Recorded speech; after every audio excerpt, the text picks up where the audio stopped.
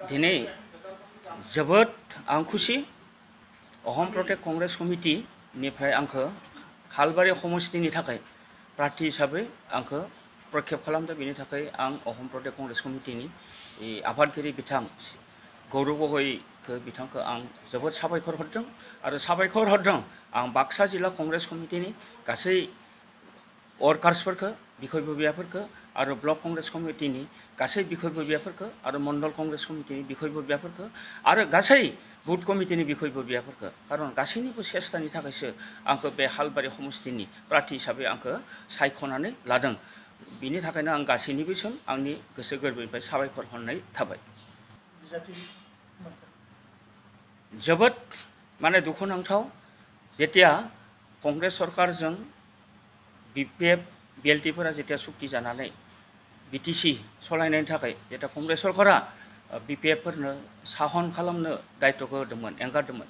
बे समायाव जेतिया कंग्रेस सरकारा निजि गासैखौबो एंगारनानै BLT बिसोरनो BPFफोरनो आगारनानै बिसोरखौ खावन खालामनो होदोंमोन। बै समायाव 17 बोसोर BPFनि कर्मकर्ताफोरा बिसोरो BTC डेभेलपमेन्टनि खारन जेबो खामानि मावाखैमोन।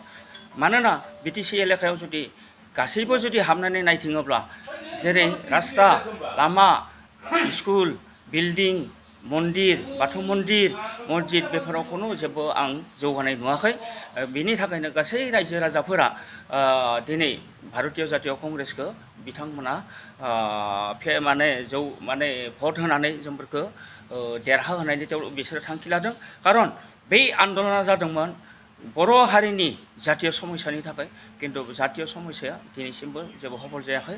खारन 17 बोसोर BPF आरो 5 बोसोर UPPनि सरकाराव जेबो BTCआ डेभेलप जायाखै। किन्तु जिहेतु भारतीय जातीय कंग्रेसनि बे आमोलावनो बे एकर्ड जादोंमोन, गतिके जोंफोरा बे जातीय कंग्रेसनि मानसि हिसाबै जोंफोरा मोनसे दुखु नांदों। गतिके एबार जोंफोर जेतिया बे बिसायख'थियाव जोंफोर BTCआव खावन खालामगोन गासै BTCनि माने जौगानायनि खामानिखौ जों मावनायनि थांखि लागोन। आं बिपुल भटआव देरहागोन।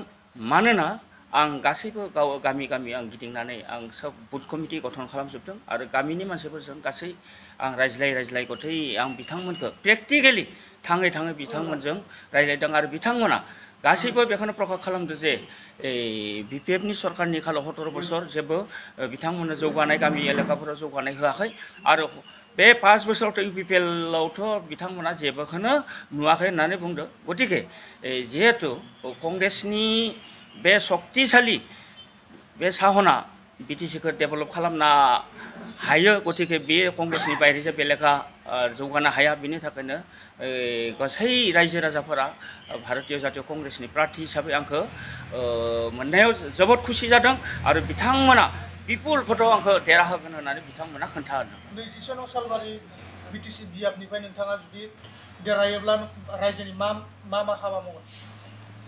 आं दा बेखौनो एसे आवगायाव बुंदों, जिहेतु BTC गभर्नमेन्टआव BPF आरो UPPL गभर्नमेन्टनि दिनाव जेबो खामानि रास्ता लामा सामाजिक भाबै जेबो उन्नयन जायाखै। अर्थनैतिक भाबै गामिनि गासै मानसिफोरा जेबो उन्नयन जायाखै। गतिके जिहेतु सामाजिक माने जोंफोर रास्ता पदुलि बा स्कुल बा बिभिन्न मन्दिर मस्जिद बा बाथौ मन्दिर बेफोरखौ बुजायो।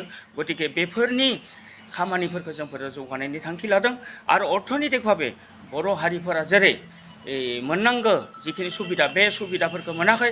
खारन BJPजों लोगो नांनानै बिथांमोना जेरै आसननि नामाव जेरै माने भुवा प्रल'भन होयै बिथांमोना खालामदों।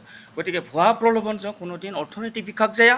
गतिके प्रेक्टिकेलि आं जिहेतु बेफोरजों जड़ित जानानै थाखानाय मानसि, गतिके माबोरै आर्थिक भाबै बा अर्थनैतिक दिखाव जोंफोर जौगालांनो हागौ जोंफोर बेफोरनि थाखाय जोङो माने पलिसि लाखादों। गतिके गामि एलेका गासै रायजो राजाफोरखौनो जों अर्थनैतिक भाबै बिकास खालामनायाव जथेस्थ गुरुत्व होगोन। बिभिन्न आसनिफोरखौ जोङो प्रेक्टिकेलि जों प्रयोग खालामगोन। बिथांमोननि बायदि जोङो बे कागज मिसा कागज लायलाय उखा कागज लायलाय बिथांमोन बायदि जोंफोरो कुनु दिन रायजोखौ प्रल'भन होआ।